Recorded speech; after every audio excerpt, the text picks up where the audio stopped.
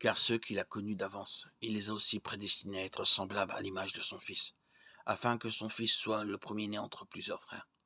Et ceux qu'il a prédestinés, il les a aussi appelés, et ceux qu'il a appelés, il les a aussi justifiés, et ceux qu'il a justifiés, il les a aussi glorifiés. La justification est un événement unique. La sanctification est un processus et la glorification est un événement futur. Si nous sommes chrétiens, nous avons la garantie de franchir ces 3 étapes. Nous sommes justifiés pour toujours.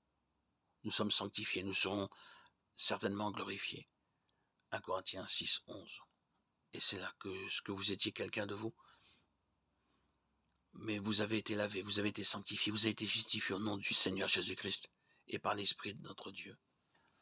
Vous ne pouvez pas gagner votre justification, vous ne pouvez pas atteindre votre sanctification et vous ne pouvez pas mériter votre glorification. Dieu fait en sorte que toutes ces choses se produisent par son amour, pour vous, par sa grâce seule. Romains 3, 24. Et ils sont gratuitement justifiés par sa grâce, par le moyen de la rédemption qui est en Jésus-Christ. 2 Corinthiens 9, 8. Et Dieu peut vous combler de toutes sortes de grâces, afin que, possédant toujours en toutes choses de quoi satisfaire à tous vos besoins, vous ayez encore en abondance pour toute bonne œuvre.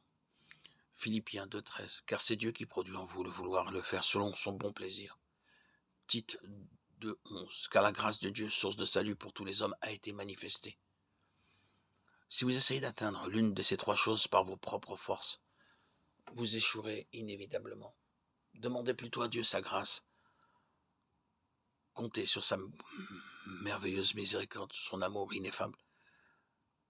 Si vous n'êtes pas chrétien, vous essayez peut-être d'obtenir ces choses par vos propres mérites. Vous essayez peut-être de vous sentir juste devant Dieu, d'être bon dans votre vie et de laisser un héritage durable après votre mort. Mais vous ne pouvez pas y arriver par vous-même. Romains 3, 10, 20.